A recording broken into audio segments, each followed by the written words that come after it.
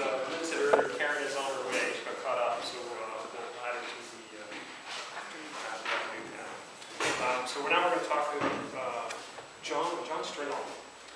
He does some really fascinating stuff in his speed. He's on a journey to discover some really cool stuff. I've seen him speak before, and it's just fascinating, some of the things he's doing. So I think he's going to give us a little sample of what that is today. And without further ado, John Steuernol.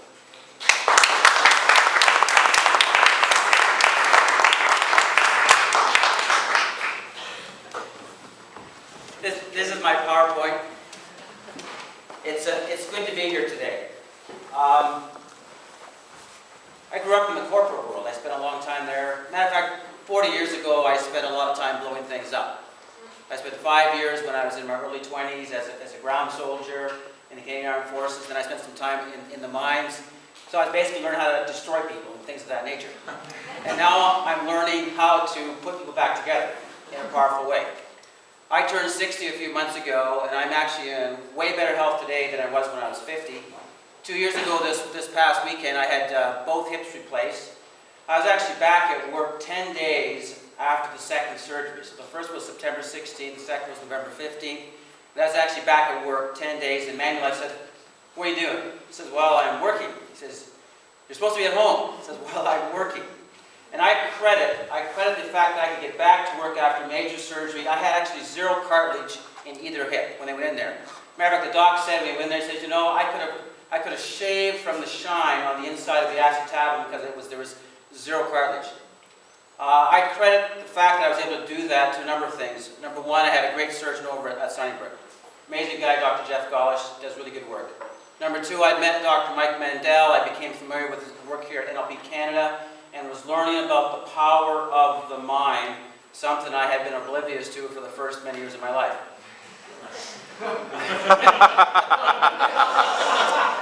He was in business, wasn't he? I met some top people in the world. There's a guy who's up the street on Davenport named Scott Foran, who's one of the world's leading quantum clinical kinesiologists. And I've learned some amazing things from him in terms of how the body works. And I've also now studied the work of Dr. Roger Callahan, who pioneered thought field therapy, studied the work of Gary Craig, emotional freedom technique, and a whole bunch of other people. And I just have this intense curiosity about how the mind and the body works. And I studied some of the work of Dr. Chris Smith, and he talks about health as a three-sided triangle. And that was an important concept for me to understand. And on the one side here we have the biochemistry, everything that comes in and everything that comes out, the biochemistry. And on the bottom here we have structure of the body, so everything here that kind of holds it all together. And on the side here we have emotion, of which 90% is unconscious. And it's that unconscious part which often gets in the way. And the interesting thing is that any side of the triangle can affect any other side of the triangle, and it always does. So in the case of my hips, for example, I'd had a few accidents and a few injuries. I ran marathons, I climbed in mountains, did all kinds of wonderful things. I had some accidents along the way over a period of time. And I also had some biochemistry imbalances that I discovered. I started meeting with Mr. Foran. And of course, I'd had a number of traumas going up through the years. And so I had some emotions that were getting in the way. The cumulative effect was, in my early 50s, I lost all the cartilage in my hips. So this put me on a journey of discovery to figure out how all these things work. And I've discovered some principles that I have found are really, really important as I work with people now. One of the things I learned was that information tends to get compartmentalized. And so I'm really careful about how I use certain information.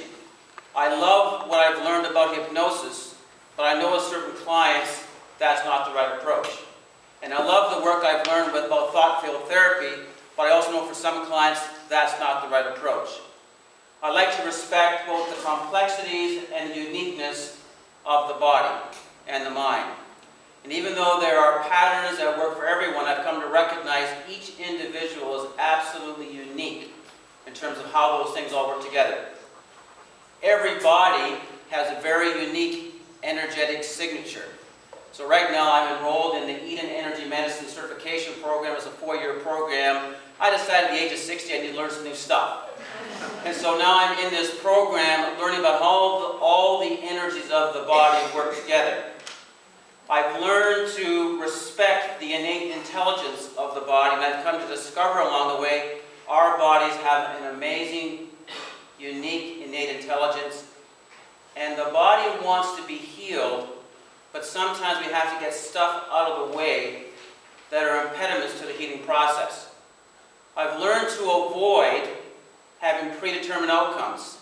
And I've learned how important it is for me to adopt a position of absolute neutrality as I'm working with individuals, so that I don't in any way superimpose my wishes, my desires, or an outcome upon that individual as I'm working with them. I found that to be absolutely critical. I've discovered that it's incredibly important to do really good fact-finding and really good diagnosis, because I've discovered along the way it's about priority. And getting back to the three-sided triangle, how any side can work on any other side, it's absolutely essential to determine what's in priority rank. Is it the structure of the body where the real problem began? Was it in terms of the biochemistry where the issue may be? Or is it in fact in terms of the unconscious emotion that may be getting in the way, which is the true root cause?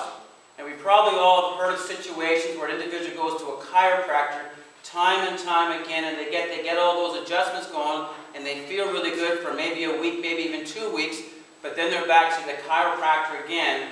And in reality, if it was a biochemical issue which was at the heart of the matter, or if it was an emotion that was serving as the roadblock, then in fact, you know, the problem isn't really being solved because we haven't found the root cause. So I've come to discover how important it is to discover priority, what's in order. As I've learned to work on the mind and the things that are working with the mind, I was working with a friend of mine here a little while ago, and he wanted to sell better. And I discovered he had 3 unconscious emotions that were getting in the way. The first one came up in the category of one of the depressing emotions.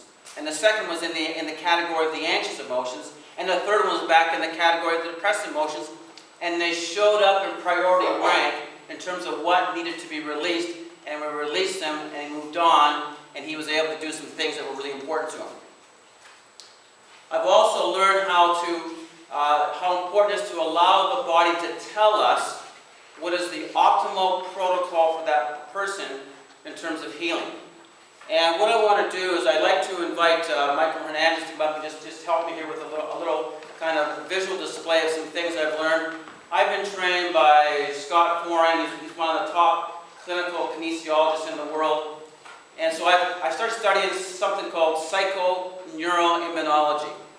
And along the way I've learned that the body has an amazing ability to reveal to us things that are going on. Now before I do the demo with Mike, I want to talk very briefly about some barriers I've discovered to healing, and then I'm going to show you some of the tests for those things.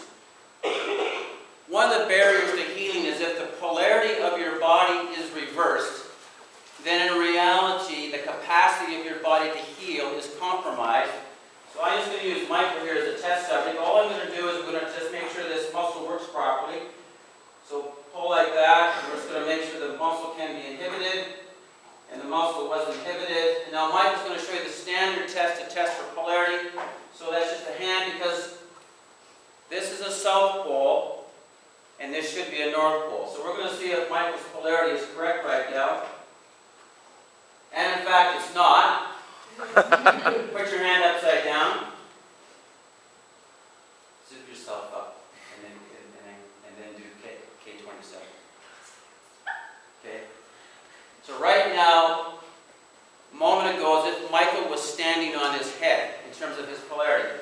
Now put your hand above your head, and now it's going to hand upside down, and now his polarity has been corrected.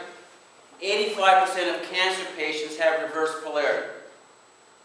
The cancer doesn't cause a polarity reversal, but it's something that goes along with it. So it's an inhibitor in terms of the power of the body to heal. Another important principle is whether or not energy crosses over. So from right hemisphere to left side and vice versa and so on, the energy needs to cross over. As I work with a lot of clients, what I've discovered, that energy is not crossing over. And And when the energy doesn't cross over and the polarity is reversed, the energetic capacity of the body to heal itself is compromised by over 50%. That's a big deal. It's a real big deal. And it's interesting how the body responds to metaphors, and so I'm just going to use a metaphor to determine if Michael's energy is crossing over. So Michael, all I want you to do is I want you to see the X and hold that in your mind, and arm at the side, and pull tight. And he holds nice and solid. And Michael now see the parallel lines, and he sees the parallel lines, and so his energy actually is crossing over, which is a very good thing. But when I work with various clients, I find that the energy not crossing over is a consistent theme with about 70% of the people I work with. And what causes it? All kinds of stuff, including the food we eat and EMFs, and there's tons of reasons why, stress in general, lots and lots of reasons. But I teach clients very simple exercises to make sure that energy crosses over, and we don't have time for that right now. I also look for, sometimes this past summer, I actually had a virus, and it's interesting, I felt something here. I didn't know what was right. I checked my blood pressure. It was a tad high. I won't tell you how high it was, but it was actually a tad high.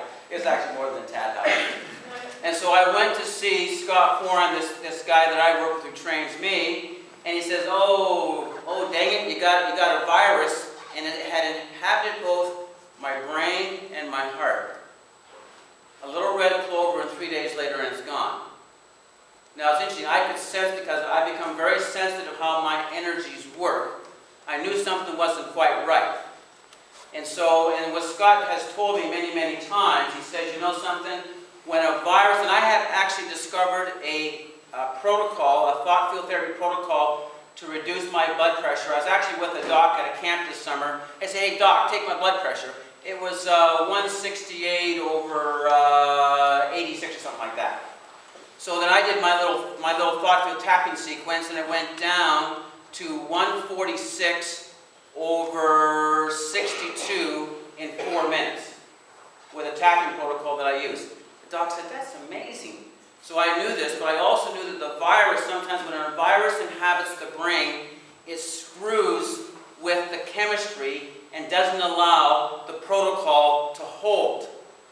It doesn't allow it to hold. So I've discovered along the way that viruses can be really, really naughty sometimes, particularly if they inhabit the brain, because all this energetic work we're doing will not have the effect you want it to have. Oh, I got the red sign. All right? And so it can become a big deal. So now I'm going to do one last test, and we're going to show you how this works. Now, Michael, what I want you to do is I want you to think of an issue that bothers you, and I don't want you to tell me what it is, but something that you'd like to get some, you got to move forward on. Yeah, have something in your mind?